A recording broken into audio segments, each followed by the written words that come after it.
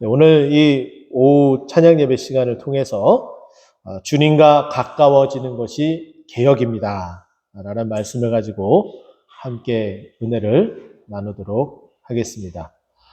호세아서는 12소 선지서 가운데에 가장 첫 번째 시작되는 말씀이기도 하고, 또 마태복음을 보게 되면 우리 예수님께서 태어나시고 애굽으로 피신을 하게 됩니다.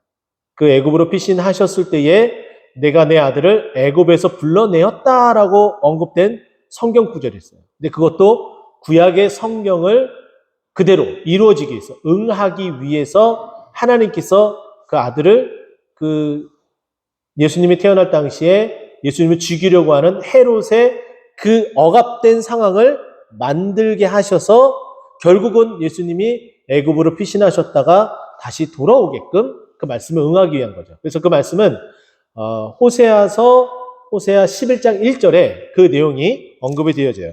제가 읽어드리면 이렇습니다. 이스라엘이 어렸을 때에 내가 사랑하여 내 아들을 애굽에서 불러내었거늘 이라고 언급을 정확하게 하고 있어요. 그래서 하나님께서 사랑하는 이 아들 예수 그리스도를 애굽에서 불러낸 이 말씀, 이렇게 될 것이라고 예언된 이 말씀이 그대로 응하게 하기 위해서 헤롯이라는 정말 포악한 그 헤롯 대왕을 통해서 예수님이 태어났을 때에 아기 예수를 죽이려고 했고, 그것을 피하기 위해서 애굽으로 갔다가 이 말씀이 그대로 이루어진 거예요.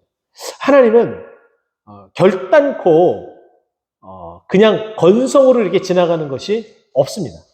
하나하나가 우리가 그 당시에 바라봤을 때는 전혀 이게 왜 어떤 연관성이 있길래 이렇게 생각할 수 있지만은, 시간이 점차 지나고 하나하나 퍼즐이 맞춰 나가다 보면 정확하게 하나님께서 왜 이와 같은 시기에 이와 같은 일들을, 또 이와 같은 말씀을 나에게 하셨는지 그 퍼즐의 그 조각이 맞춰져요.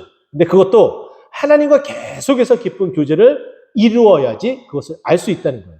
그러지 않으면은 전혀 그것이 왜 그렇게 됐는지 감지하지를 못하는 거예요. 그런데 종합해보면 그런 걸 모를지라도 내가 일단 평안하게 지금 그래 이렇게 예배 드리러 나올 수 있다, 이것 자체만으로도 하나님이 그렇게 운행하셨다는 거예요. 내가 모를지라도. 그래서 하나님께서는 우리에게 그렇게 운행하시는데, 이 호세아의 말씀을 통해서 하나님의 그 복장 터지는 그 상황, 그 답답한 마음을 이 호세아 선지자를 통해서 어떻게 풀어나가고 또 이들을 어떻게 이끌어 가시는지 본다면 동일하게 우리에게 말씀하시는 것과 같다고 저는 여겨집니다. 호세아의 그 1장을 보게 되면은 시간적 배경을 우리에게 설명을 해주는데, 우시야와 요담과 아하스와 히스기야가 이어 유다 왕이 된 시대라고 정확하게 그 시대가 호세아 1장 1절을 통해서 어떠한 시대였는지, 시간적으로 어떠한 시기였는지 우리에게 말해주고 있습니다. 자, 놀라운 것은 그리고 나서 북이스라엘의 여로보암 2세 때 호세아가 하나님의 말씀을 받았다라고 이야기를 해요. 자, 이걸 보게 되면은 여로보암 2세 때 과연 북이스라엘의 그 상황은 어땠을까? 매우 융성했습니다. 매우 잘 나갔어요. 반면에 그럼 남유다는 어땠을까? 어느 한 나라가 잘 나가게 되면은 대치되고 있는 다른 한 나라는 못 살 수도 있고 잘 살 수도 있어요. 근데 오늘 본 말씀 보면은 남유다는 우시야, 요담, 아하스, 히스기야 이렇게 언급된 왕들을 보면은 다 개혁을 일으키고 하나님의 인도하심을 받았었던 그런 나라들을 이야기를 해요. 그러면 이 말은 뭐냐면은 남유다의 그 상황과 북이스라엘의 그 상황이 둘 다 그래도 웬만큼 살 수 있는 그런 환경 가운데에 있었고, 그나마 그래도 그렇게 잘 살고 있는, 그래도 그나마 먹고 살기에 그래도 웬만큼의 어떤 상황 가운데에 이 두 남유다와 북이스라엘이 대치하는 상황 가운데 있었던 것을 우리에게 말해주고 있어요. 그런데 이 대치가, 둘 다 그래도 잘 살고 있는 이 대치가 계속 진행되지는 않는다는 거죠. 어느 시점이 되면은 한쪽이 기울어져요. 그래서 결국에는 우리가 알고 있는 것처럼 남유다와 북이스라엘 나라 가운데에 어느 나라가 먼저 멸망하나요? 예, 북이스라엘이 멸망해요. BC 721년에 북이스라엘이 먼저 아수르에 의해서 침공을 받아서 멸망하게 되어져 있습니다. 그러니까 결국은 여로보암 2세를 통해서 그 이후로부터는 이 북이스라엘이 하락선을 걷게 되는 거예요. 근데 그것을 오늘 본문 말씀에 호세아 이 내용에 보게 되면은 왜 그렇게 됐는지 그 이유를 다 우리에게 설명을 해주고 있어요. 그 내용을 보게 되면은 이렇습니다. 자, 하나님께서 1장, 이 호세아서를 전체를 보려면 1장을 정확하게 보고서 해석을 해야 되는데 1장 2절을 보게 되면 여호와께서 호세아에게 말씀하실 때에 여호와께서 호세아에게 이르시되 너는 가서 음란한 여자를 맞이하여 음란한 자식을 낳으라. 이 나라가 여호와를 떠나 크게 음란함이니라 하시니. 지금 호세아에게 명령을 내려요. 근데 정말 있을 수 없는 명령을 내립니다. 무슨 명령이냐면은 이전에 있는 말씀처럼 음란한 여자를 맞이해라라는 거예요. 마치 뭐와 같아요? 앞에 있는 목사님에게 하나님께서 말씀하시는 거예요. 백 목사, 저기 가서 음란한 여자를 아내로 맞이해. 이게 있을 수 있는 일이에요? 이런 상황이라는 거예요. 네. 정말 있을 수 없는 일이에요. 근데 하나님이 그렇게 말씀하세요. 근데 놀라운 건 호세아는 그대로 순종해요. 왜 순종했을까요? 하나님의 말씀이니까 순종했겠죠? 그리고 하나님의 선지자니까 순종했겠고, 근데 우리가 한 가지 더 제가 지난번에 말씀드렸던 것처럼 호세아의 그 이름의 뜻이 뭐라고요? 여호수아하고 같다. 또 누구하고 같다? 예수님하고 같다. 그래서 여호수아, 호세아, 예수님 다 뭐라고요? 구원의 메시지가 담겨져 있어요. 마태복음 1장 21절 기억하시죠? 예수의 이름의 뜻이 뭐라고요? 자기 백성을 저들의 죄에서 구원할 자. 네. 그래서 예수님의 이름이 구원자예요. 구원자. 예수님 이름 자체가 구원자예요. 그래서 호세아도 구원자이고 여호수아도 구원자예요. 그 이름대로 행하고 있는 거죠. 여호수아도 이스라엘 백성을 가나안 땅에 들이면서 구원자로서 전쟁 가운데 용맹하게 싸우며 가나안 땅을 정복해 나가는 구원자였었고, 호세아는 무너져가는 북이스라엘에게 하나님의 살아있는 말씀으로 이 북이스라엘을 살리려고 했었던 하나님의 그 뜻과 그 의중을 그대로 다 표현하는 것이 호세아 말씀이라는 거예요. 그런데 놀라운 것은 보세요. 음란한 여자를 맞이해라, 그리고 음란한 자식을 낳으라 라고 이야기하면서 그 뒤에 구절, 그거를 이제 괄호를 치면 딱 우리가 이해가 됩니다. 이 나라는 어떤 나라예요? 북이스라엘을 이야기합니다. 이 나라가 여호와를 떠나 크게 음란함입니다. 이 말은 다시 바꿔 말해서 북이스라엘이 음란하다라는 거잖아요. 그렇죠? 북이스라엘이 음란하다는 거예요. 근데 이 음란을 누구하고 지금 같이 매치업을 시켜요? 음란한 아내하고 매치업을 시키는 거예요. 그러면은 이 음란한 아내의 남편이 누구예요? 호세아잖아요. 그러면 음란한 이 북이스라엘의 진정한 남편은 누구예요? 하나님이시라는 거죠. 그러니까 이런 구도를 그리면서 우리에게 메시지를 전달해 주려고 하는 거예요.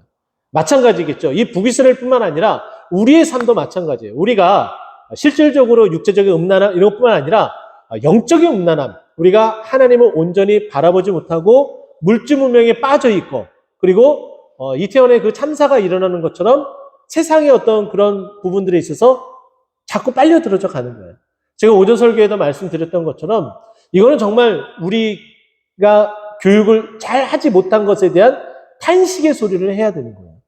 또 한편으로는 이 계기를 통해서 더 이상 어린아이 때부터 잘못된 그런 인지들을 하지 못하도록 이제 근절시킬 수 있는 계기가 됐다는 것을 저는 또 한 가지 이렇게 생각할 수 있을 것 같아요. 앞으로 어린이집이나 유치원에서 할로윈 파티 할까요? 하기는 힘들 거예요. 그렇죠? 그러면 더 이상 아이들이 어려서 그런 문화에 대한 있는 것은 알겠지만은 그것을 어려서부터 자동적으로 자기 것으로 습득하는 것은 이제 근절이 된다는 거죠.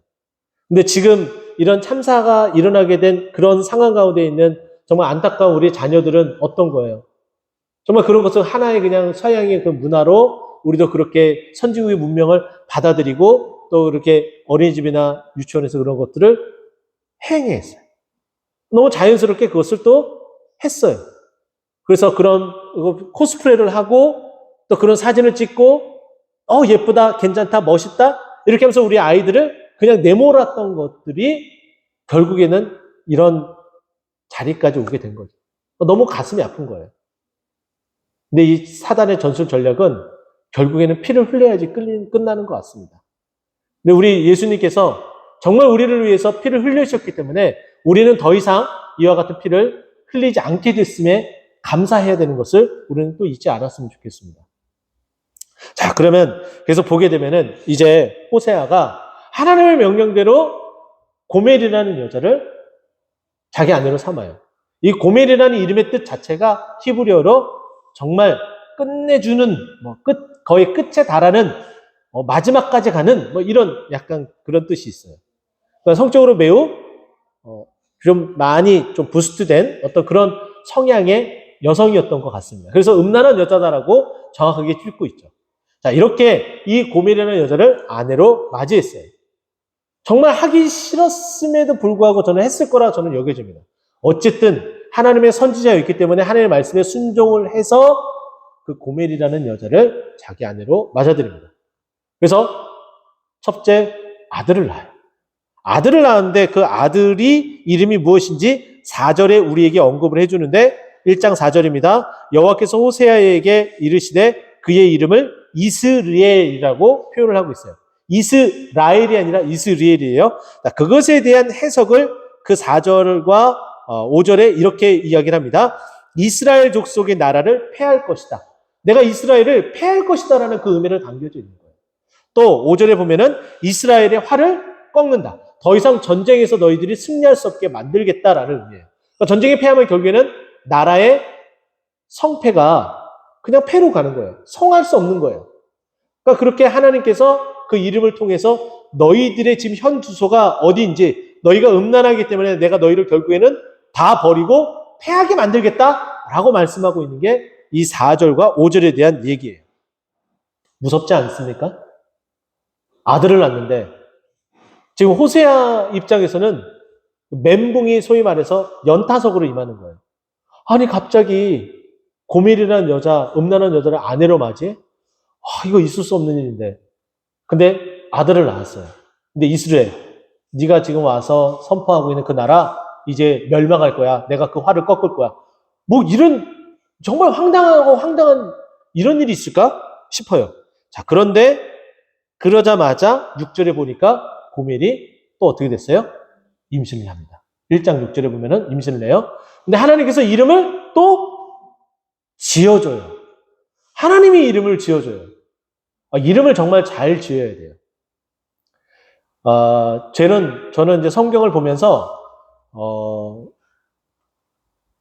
전 인류 최초의 직업을 꼽자면은 무슨 직업일 것 같아요? 너무 어렵나요? 굉장히 세련된 직업인데.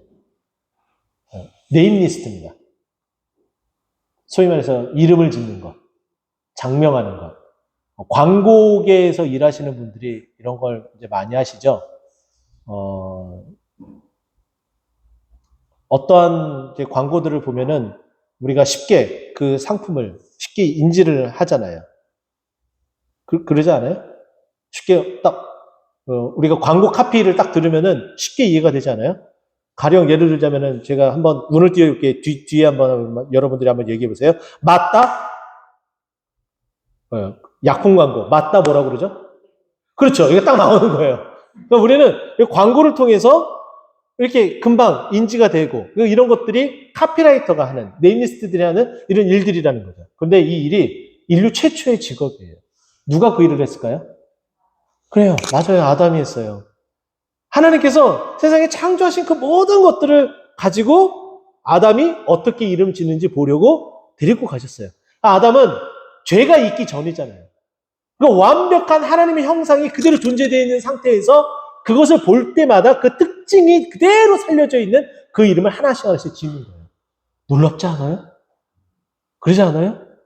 그래서 제가 청년부 한번 설교할 기회가 있어서 청년부에게 설교를 딱 할 때에 여러분들 정말 하나님의 말씀을 정말 깊이 있게 쭉 하고 인문학에 관련되어 있는 일을 하고 싶으신 분들은 정말 그 지혜를 달라고 정말 고백하면서 네임리스트라는 그런 직업을 갖고 유명한 광고 회사에 들어가서 대박치기를 바랍니다. 막 이렇게 설교를 하고 그랬었어요. 네. 하나님의 지혜라면 그거 가능하잖아요. 없는 것들도 이렇게 다 만들 수 있고. 정말 놀랍지 않아요? 근데 하나님이 이렇게 이름을 우리에게 지어주세요. 제 이름은, 저희 작은아버지가 지으셨어요. 예수님은 믿지 않았지만은, 제 이제 이름의 한자가 마루종자에다가 굳셀 건자예요. 그래서 마루처럼 넓고, 흔들림 없이 굳세게 살아가라. 뭐 이런 뜻이에요. 아마 여러분들도 이름이 다 있는 줄 알아요. 근데 우리 동태는 꽃동산교회 이름 이제 너무 좋지 않아요? 동만 텄어요. 예전에는 이제 동만 텄어요. 근데 그 동 트고 나서 어떤 결과가 있어요, 없어요? 뒤에 없는 거예요. 동만 텄어요. 아, 화내. 좋아. 이것만 해도 정말 좋죠? 자, 그런데 꽃동산교회는 꽃만 폈어요. 근데 꽃을 피기 위해서, 꽃을 피우기 위해서 꽃동산이라고 졌는데, 꽃을 피우기 위해서는 뭐가 반드시 필요해요? 물과 해가 필요하잖아요. 그죠? 맞죠? 제 말이 틀림없죠? 해가 있어야 되고, 물이 있어야 돼서, 그래서 꽃밭에 그 꽃씨앗이 그 햇빛과 물의 그 땅의 그 토양을 쫙 빨아들여서 예쁘게 꽃동산을 이루어야 되잖아요. 근데 우리는 그거 둘 다 가졌어요. 할렐루야. 이제 시작이에요, 이제 부흥의 서막이 올렸습니다. 하나님의 이름을 그렇게 우리에게 지어주신 거예요. 이렇게 만나기도 쉽지 않아요. 이거 기적이라고요. 은혜라고요. 하나님께서 하시고자 하는 의지가 여기에 다 담겨져 있는 거예요. 이름 짓는 거, 그거 정말 쉽지 않은 것 같아요. 제 가족 얘기를 이제 하자면, 제 아들이 이제 이름이 의진이에요. 의진. 의와 진리예요. 그래서 오르리자에다가 한자, 진리할 때 참진자를 쓰거든요. 그래서 오르리자에다 참진자를 써요. 에베소서 4장 2절 말씀 보면은 하나님의 사람을 입으라라고 얘기를 할 때 의와 진리로 거룩함을 지으심을 받은 새 사람을 입으라. 그러니까 예수 그리스도를 입으라는 거예요. 근데 그 이름이 의와 진리. 그래서 의진이라고 제가 이름을 줬어요. 좋죠. 티는 안 나지만은 누가 물어볼 때 예수 그리스도를 말할 수 있는, 전도할 수 있는 이름이에요. 근데 더 기가 막힌 거는 이제 딸 이름을 율의라고 줬어요. 이름이 되게 어려워요. 발음하다 보면 유리 글라스가 돼요. 유리 글라스. 그래서 제 이제 성이 백시니까 제 딸도 당연히 백시가 되겠죠. 그래서 영어 이름을 화이트 글라스 이렇게 지어야 되나? 이런 고민도 했었어요. 근데 백율의인데 많은 분들이 그냥 유리야 그러다 보니까는 어릴 때 유리가 아니라 율의 뭐 이렇게 하더라고요. 그래서 율의 이건 뭐냐면은 로마서 3장 21절 말씀 보면은 율법 외에 하나님의 한 의가 나타났으니, 율법 외에 하나님의 한 의. 그래서 율례 율자에다가 오르리자를 써서 율의라고 줬어요. 그 율법 외에 하나님의 한 의가 나타나는데 그 의가 누구예요? 예수 그리스도예요. 이해가 되시죠? 저희 자녀의 이름을 하나님께서 감사하게 에베소서를 읽다가 그 이름을 주셨고 로마서를 읽다가 그 이름을 주셔서 의진, 율의 이렇게 딱 짓게 됐습니다. 할렐루야. 그 말씀대로 그 이름대로 사랑하는 우리 이제 의진이와 유리가 예수 그리스도를 잘 전하는 믿음의 사람으로 자라도록 많이 기도해 주시기 바랍니다. 이름 짓는 것이 이렇게 중요해요. 여러분들이 이제 자녀들이 이제 장성해서 결혼하고 손주를 이제 보게 돼, 앞으로 또 손주를 이제 보고 또 가정에 아기가 이렇게 태어날 어떤 그런 축복스러운 또 일들이 있으면은 제가 무료로 장명해 드리도록 하겠습니다.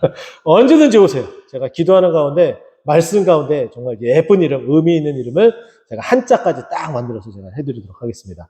할렐루야! 공짜입니다. 할렐루야!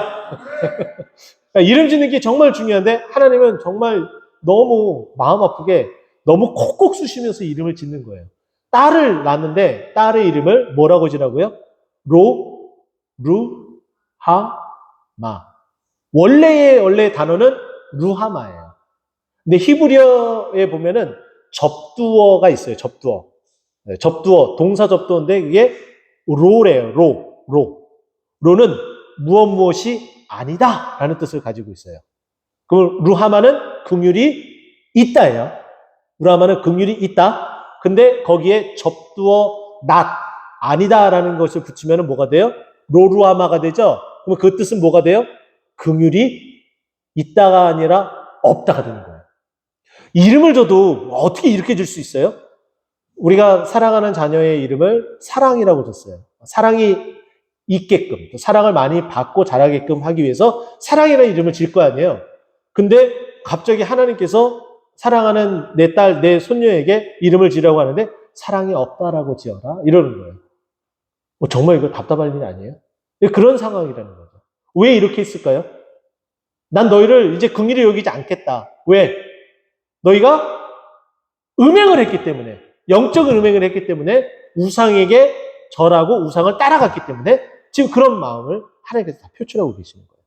근데 놀라운 것은 8절 보면은 고멜이 로르하마를 젖된 후에 아들 이스라엘을 낳고 로르하마를 낳을 그 시점은 그 시간적인 얘기를 안 해줘요. 그래서 조금 더 간격이 있었던 것으로 우리는 해석해 볼 수가 있습니다. 자, 그런데 지금 로르하마를 낳고 그 다음 아들을 낳을 때, 딸을 낳고 이제 아들을 낳을 때 그 텀이 시간이 얼마인지 짧은 텀인 것을 우리에게 말해주고 있어요. 뭐라고 얘기해요? 젖된 후에. 젖된 후에 바로 젖을 때니까 당연히 생리적으로 이렇게 신체적으로 또 임신할 수 있으니까 임신을 이제 하게 됐어요. 그리고 나서 또 이름을 하나님께서 또 지어줘요. 근데 이번에는 뭐라고 지어줘요? 암미. 자, 이제 힌트 얻었죠? 그죠? 암미가 있을 거고 거기에다가 로를 붙인 거다. 이게 이해가 되시죠? 그래서 2장에 보면은 이제 암미라고 하고 루아마라고 하라 이렇게 나오는 거예요. 2장 1절에 들어가서. 자, 그러면 암미는 무슨 뜻이에요? 여러분 성경책에 각주가 되어 있으면 그것을 읽어보면은 그 뜻이 나옵니다. 뭐라고 되어 있어요? 내 백성. 그러니까 이스라엘 백성이 뭐라는 거예요? 내 백성이 이제 아니다라고 표현을 하는 거예요. 너희는 이제 내 백성이 아니야. 내가 선택을 했는데 이제 너 선택하고 이제 물을래. 너희는 이제 내 백성이 아니야. 이게 로암미예요. 그러면 하나님하고 이제 완전히 벽을 세워서 등을 지고 있는 거예요. 더 이상 안 보겠다라는 거예요. 무엇 때문에? 너희들이 음행한 영고로. 그죠? 그래서 2절로 다시 돌아가서 이 나라가 여호와를 떠나 크게 음행했기 때문에 내가 너희를 활을 꺾고 내가 너희에게 긍휼이 없이 할 것이며 내가 너희를 내 백성으로 여기지 않을 거야. 근데 하나님은 언제 그렇게 하세요? 아니죠. 우리를 사랑하신다라고 말씀하셨어요. 우리 주님께서 여러분을 사랑하십니다. 믿으십니까? 정말 사랑하십니다. 이렇게 한번 반론해 보세요. 그걸 어떻게 믿어요? 하나님이 날 사랑한다고요? 그걸 도대체 어떻게 믿어요? 한번 증명해 보세요. 한번 따져보자고요. 하나님이 그렇게 따지는 사람들이 있을 것을 아시고 우리에게 말씀하고 있는 거예요. 로마서 5장 8절 보면은 우리가 아직 어떤 때에 죄인 되었을 때, 이와 같이 죄인 되었을 때에 죄인 됐기 때문에 보기도 싫어요. 또 원수 되었기 때문에 보기도 싫어요. 얼굴 마주치는 것도 정말 싫어요. 자, 그런데 그때에 어떻게 했다고요? 그리스도께서 우리를 위하여 어떻게? 죽으심으로. 그리스도께서 우리를 위하여 죽으셨어요. 죄인인데 그 죄인을 위해서 죽으셨어요.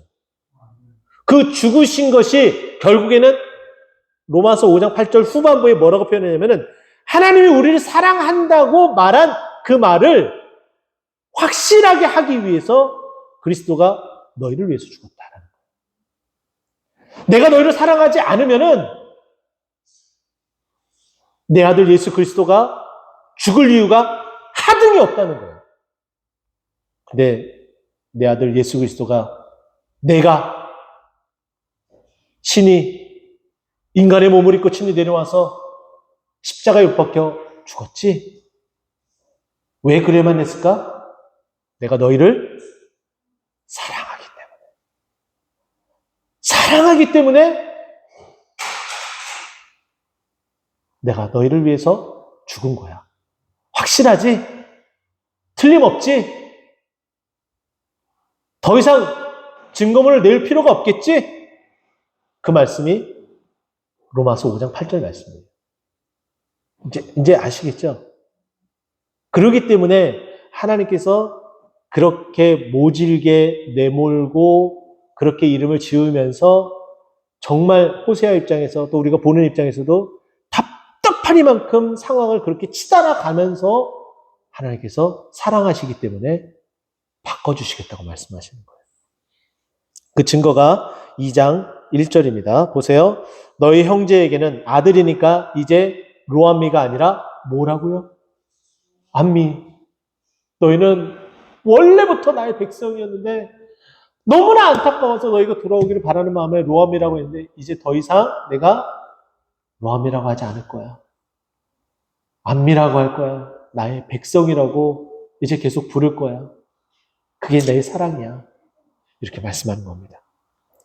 왜? 무엇 때문에? 루하마. 내가 너희를 사랑하기 때문에 그 긍휼이 존재하잖아. 있잖아. 그래서 루하마. 로루하마가 아니라 이제 루하마. 이렇게 되는 겁니다. 그럼에도 불구하고 이스라엘 백성들은 어떻게 해요? 2장 2절 보면은 그 음행을 제거해야 됨에도 불구하고 제거하지 않게 돼요. 그래서 명령을 하죠. 너희 얼굴에서 음행을 제거해라. 이방 사이에서 그 음행을 제거해라. 라고 명령을 했음에도 불구하고 그렇게 하지 않고 계속 죄악 가운데 그 죄악이 반복이 되죠.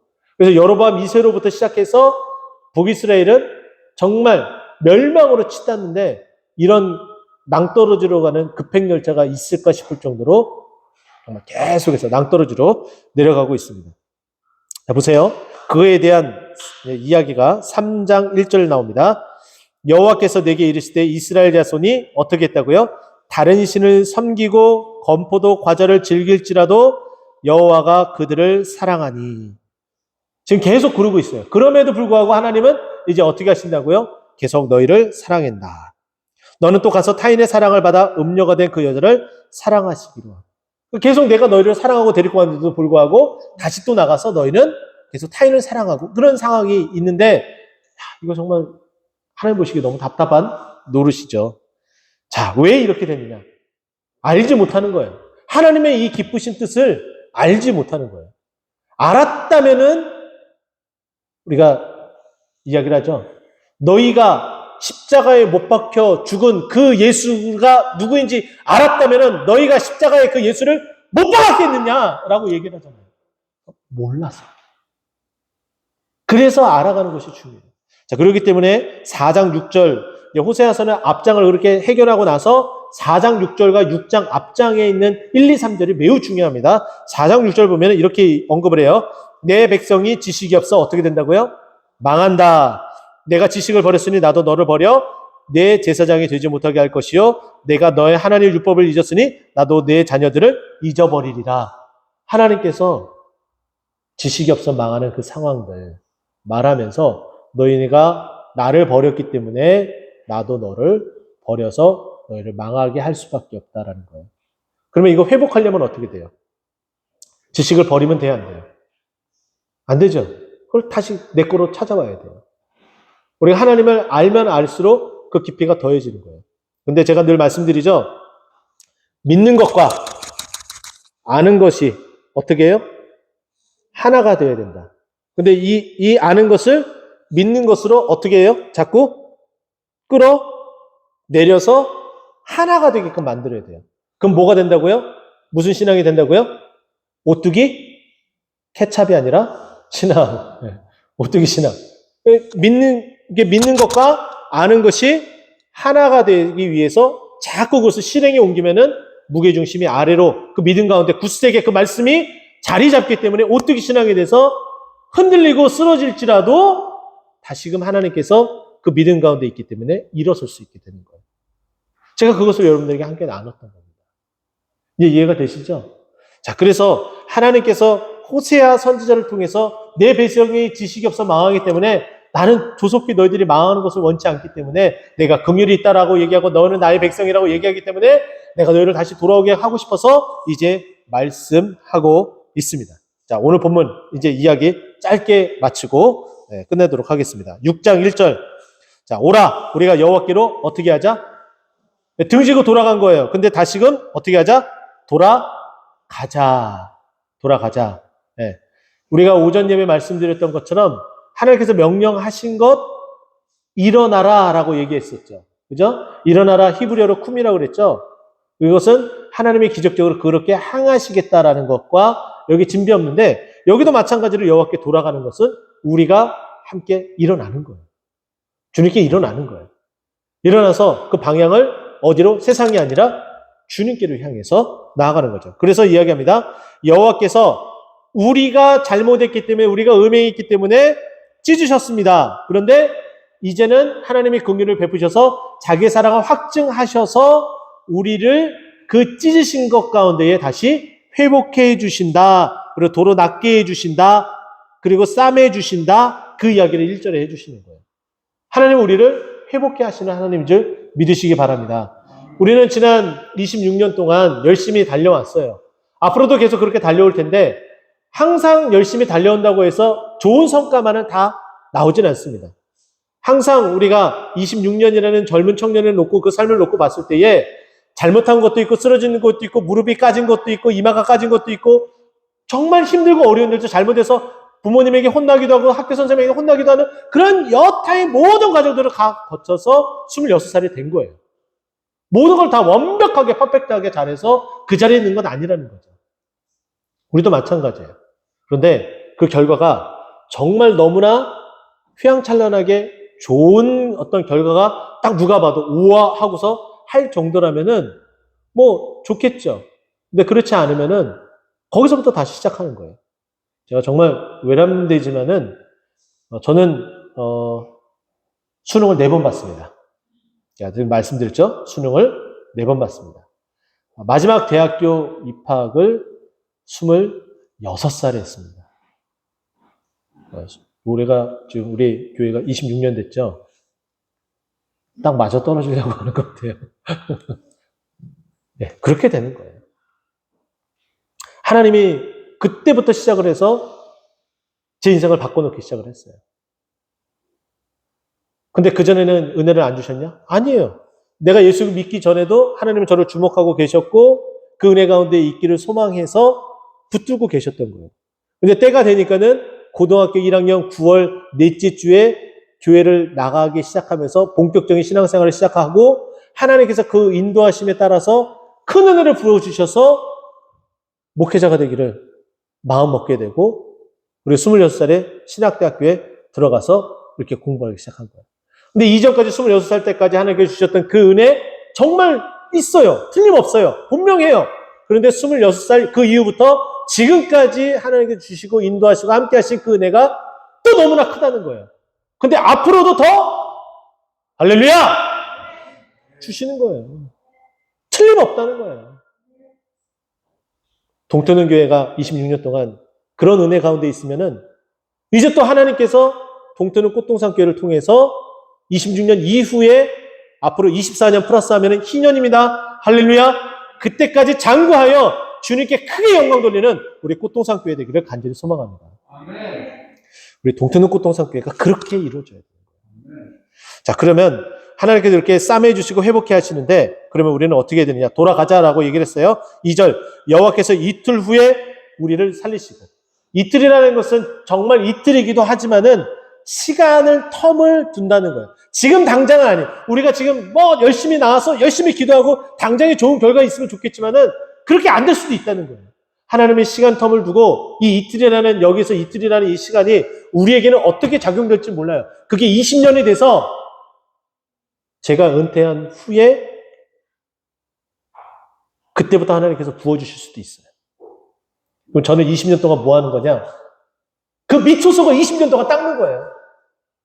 우리 임 목사님이 26년 동안 다시 한 단계 성장하기 위해서 26년 동안 묵묵히 이렇게 닦았던 것처럼 저도 그렇게 닦아나는 거예요.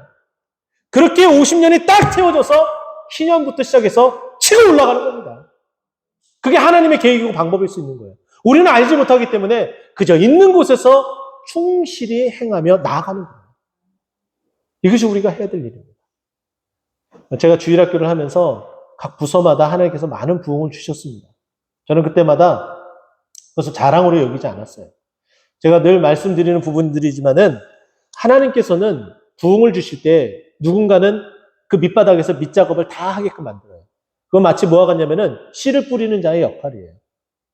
그러면 또 누군가는 또 와가지고 뭘 해요? 물을 줘야 돼요. 물을 줘야 돼요. 그러면 자라게 하시는 분은 누구예요? 하나님이 자라게 하셔서 이제 열매를 거둬들일 때면 추수할 일꾼이 필요해요? 안 필요해요? 일꾼이 필요해요. 근데 저는 정말 감사한 게 각 교회마다 갈 때마다 저에게 추수의 때를 허락하신 거예요. 그래서 10명으로 시작된 중고등부가 60명이 넘어서 단기 선교도 가는 일들도 있었고 또 20명, 30명 되는 유초등부가 50명, 60명 되는 그런 은혜도 있었고 각 주일학교마다 그런 은혜들을 하나님께서 계속해 주셨어요. 제가 잘해서요? 아니에요. 그 일이 있기까지 누군가는 씨를 뿌리고 밑거름을 탄탄하게 해주고 물을 부어주고 하나님께서 자라게 하셔서 제가 걷어들일 그 타이밍에 간 것뿐이에요. 근데 이번에는 다를 수 있을 것 같아요. 우리 동태동 꽃동산교회에서는 제가 수학을 하면 좋겠지만은 저 안 해도 좋습니다. 열심히 밑거름만 딱 다져넣어서 은퇴도 저는 상관없습니다. 하나님이 그걸 위해서 저를 이렇게 보내주셨다는 거예요. 근데 그것뿐만 아니라 하나님께서 열매도 몇 개 하고 또 걷어들이게 하시면은 할렐루야! 이렇게 되는 거죠.